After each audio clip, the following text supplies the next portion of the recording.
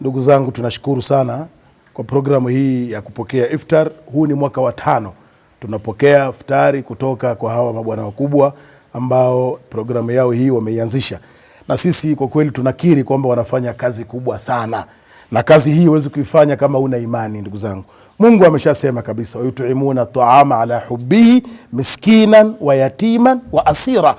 Waumini wa kweli, waumini wenye kumjua Mungu, waumini wenye kumtambua Allah subhanahu wa ta'ala, yutuimuna ta'ama, wanalisha chakula, miskinan, wanawapa masikini, wa yatiman, mayatima, wa asira, na wafungwa.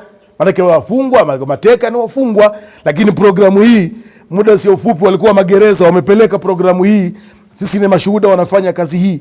Kwa hiyo wale wanajitolea kazi hii, tunawaambia hawakupoteza chochote, bali wameweka akiba kubwa sana kwa Mwenyezi Mungu Subhanahu wa Ta'ala. Allah anajua punje ya sukari, idadi yake anaijua.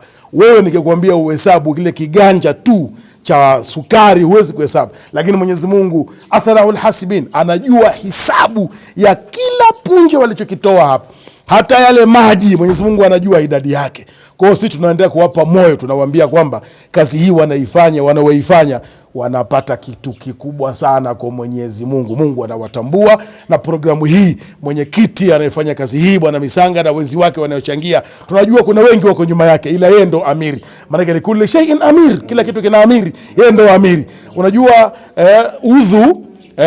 udhu ndio unaifanya swala isihi. Huwezi kuswali bila udhu. Kwa hiyo na yeye huyu Sheikh Misanga amekaa sehemu ya udhu katika kuwahamasisha watoaji, maana bila yeye watoaji hawezi toa. Kwa tunawaambia Mwenyezi Mungu awalipe kila la kheri na hawakupoteza, na Mwenyezi Mungu awazidishie katika mizani zao na awazidishie kheri katika kutoaji kwao, na kile alichokitoa basi Mwenyezi Mungu awape badali kwa utukufu wa mwezi huu wa Ramadhani. Katika vituo vyetu ambavyo tunapitia hatuwezi kufeli. Na tunamuomba yeye kama yeye Sheikh wetu waendelee kutuombea Mwenyezi Mungu. Amen.